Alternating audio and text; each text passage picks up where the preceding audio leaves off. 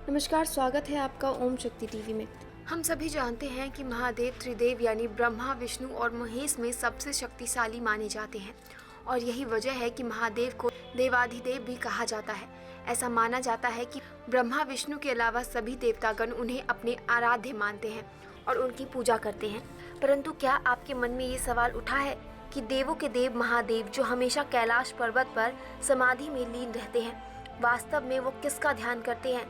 अगर नहीं तो आज इसी सवाल का जवाब हम आपको बताने जा रहे हैं। आपने देखा होगा कि भगवान महादेव अक्सर समाधि में ही लीन रहते हैं और ऐसा माना जाता है कि उस समय वो अपने आराध्य देव का ध्यान करते हैं, जिसका वर्णन पद्म पुराण के उत्तरखंड में किया गया है।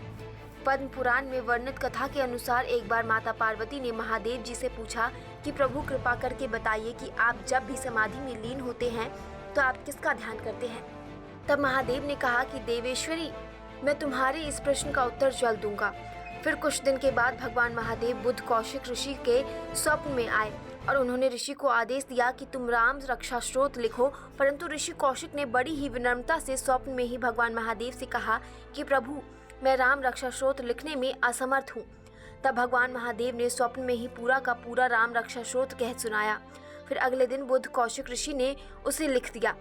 उसके बाद भगवान महादेव ने माता गौरी से कहा कि हे देवी, मैं हमेशा राम नाम का स्मरण करता हूँ।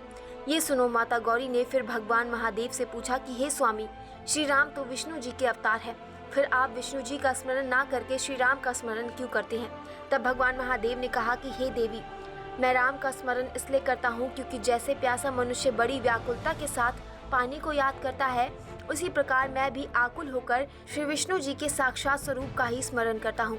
जिस प्रकार सर्दी का सताया हुआ अग्नि का स्मरण करता है, वैसे ही देवता, पितर, ऋषि और मनुष्य निरंतर भगवान विष्णु का चिंतन करते रहते हैं। जैसे पतिव्रता नारी सदा पति को याद किया करती है, भय से आतुर मनुष्य निर्भर आश्रय को खोजता फिरता है।